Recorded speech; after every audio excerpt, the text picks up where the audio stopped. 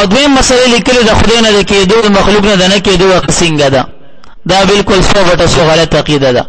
چې څوک دا وایي چې الله کې مخلوق څه نشي کولای دا جبريه عقیده ده او جبريه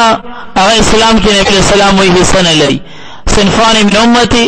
ليس لهما في الاسلام نصيب القدريه والمرجئه مولا القاري والحق ان الجبريه هم المرجئه مرجئه مراد جبريه دي او جبريه هغه څوک دي چې هغه وایي چې انسان سم نشي کولای مجبوري محض دي مثال د پد دی مثال د قلم دی چې څه کوي الله کوي او د الله ارادي د وجه چې مخلوق مجبور غني هم دغه تجبریه وي هم د مشرکانو یو ډله هغه به ویل انت امام الله یشاء الله اطعم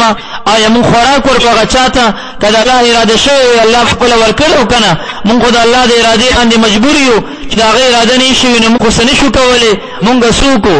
الله اراده مستلزمه چې استراده عبادت ته ګرځي بیا جبریه دي دا خبره غلط ده چې رسول کې مخلوق څه نشي کولای دا 100% غلط ده قرآن خبره وړه ده جامع ډېر لوی دی د قران کریم د سلور زره آیاتونو انکار لازميږي زره آیاتونه د امر دی الله وی کار وکا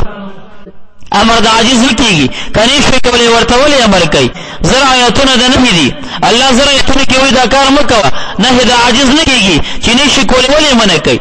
یو پلار چې درې میاشتې چې ته وځي پاسه براواله او چې بیا روانه لیو دی ولا سزا ورکړي دا پلار به ظالم وي کنه به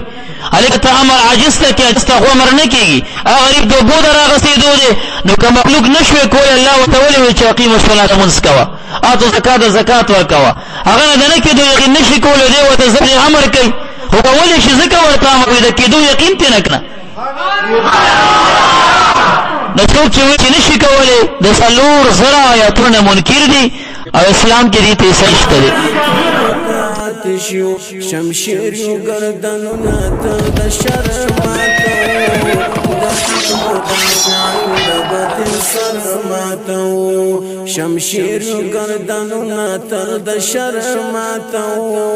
د حق مدافعین د باطل سرماتو